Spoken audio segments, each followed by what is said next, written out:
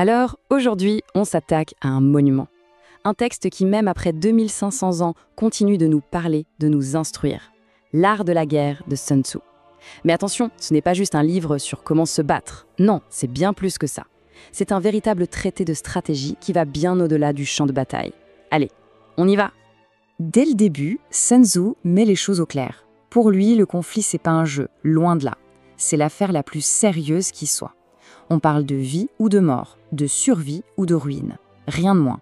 Chaque décision est lourde de conséquences. Et c'est là que ça devient vraiment fascinant.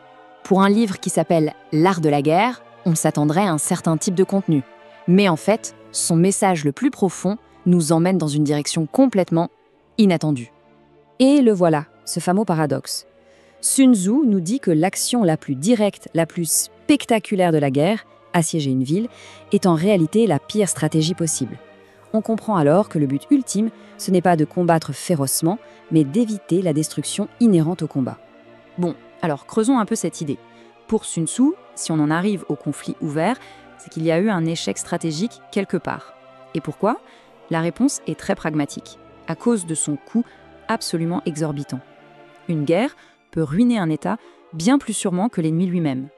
Et regardez ce que ça implique. Ce n'est pas juste une question de pertes humaines, c'est un véritable effet domino. Sun Tzu décrit un effondrement complet, économique, matériel, psychologique. Les caisses se vident, le moral s'effondre, tout s'épuise.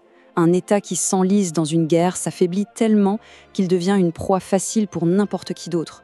On comprend mieux pourquoi la force brute, pour lui, c'est vraiment la toute dernière option. Alors, si la force brute n'est pas la solution, c'est quoi la clé? Eh bien, pour Sun Tzu, la réponse est limpide. C'est le savoir, l'information.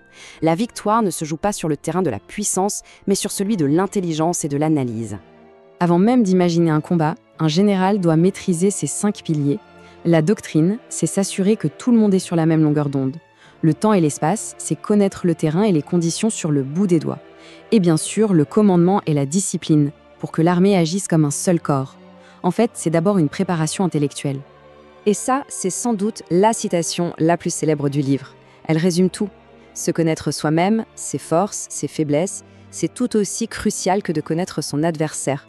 La victoire naît de l'équilibre parfait entre les deux. Et voilà ce que ça donne en pratique. Pour Sun Tzu, il n'y a pas de place pour le hasard. Si on se connaît soi-même et qu'on connaît l'ennemi, la victoire est quasiment dans la poche. Si on ne se connaît que soi-même, c'est pile ou face. Et si on est ignorant des deux côtés, eh bien c'est la défaite assurée. C'est presque mathématique. Et là, on touche vraiment au cœur de la pensée de Sun Tzu. Son idée la plus puissante, la plus révolutionnaire peut-être, l'idée de remporter la victoire avant même que le combat ait commencé. Voilà le but ultime. La vraie maîtrise, ce n'est pas de pulvériser son adversaire, non, c'est de rendre la bataille inutile. C'est de manœuvrer avec une telle intelligence que l'ennemi se rend, sans même qu'on ait eu à lever le petit doigt. Sun Tzu nous donne même un classement très clair. Le top du top, attaquer la stratégie adverse, déjouer les plans avant qu'ils ne se réalisent. Juste après, on peut s'attaquer à ses alliances pour l'isoler. L'affrontement physique direct, attaquer l'armée, n'arrive qu'en 3e position. La victoire est d'abord intellectuelle et diplomatique. D'accord, mais comment on y arrive concrètement? Eh bien, l'un des outils principaux de Sun Tzu, c'est la tromperie, l'art de la ruse. Il s'agit de manipuler la perception de l'ennemi pour qu'il court à sa propre perte. Cette phrase, elle est fondamentale. Elle veut dire que rien n'est jamais ce qu'il paraît être.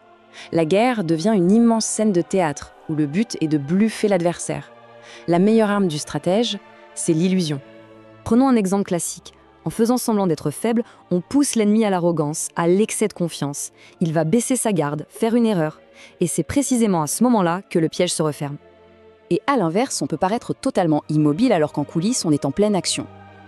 L'objectif, c'est de garder l'adversaire dans le brouillard le plus complet sur nos intentions. Le secret et la surprise, voilà les clés pour toujours garder l'initiative. Au final, tout ce théâtre, toute cette mise en scène, ça sert à créer des opportunités, à trouver la faille en deux. En exploitant les angles morts de l'ennemi, ses a priori, son manque de préparation, la victoire devient possible, avec un minimum d'effort. Pour finir, essayons de prendre un peu de hauteur. La sagesse de Sun Tzu n'est pas quelque chose de rigide ou de figé. Au contraire, elle est fluide. Elle s'adapte en permanence, un peu comme la nature elle-même. Et cette métaphore de l'eau, elle est incroyablement parlante.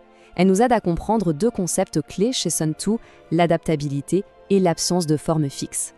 Pensez-y, l'eau, elle ne s'attaque pas à la montagne de front, elle la contourne, elle cherche les points bas, les failles, elle s'adapte au terrain qu'elle traverse. Mais quand son élan est concentré, elle peut briser la roche la plus dure. C'est exactement ça une stratégie brillante, contourner la force, s'adapter et concentrer toute sa puissance sur le point le plus faible de l'adversaire. Et la grande question, évidemment, c'est qu'est-ce qu'on fait de tout ça aujourd'hui? Ces stratégies ne sont pas réservées aux généraux. Dans le monde de l'entreprise, en politique, et même face à nos défis personnels, comment cette quête de la victoire sans conflit peut-elle nous guider?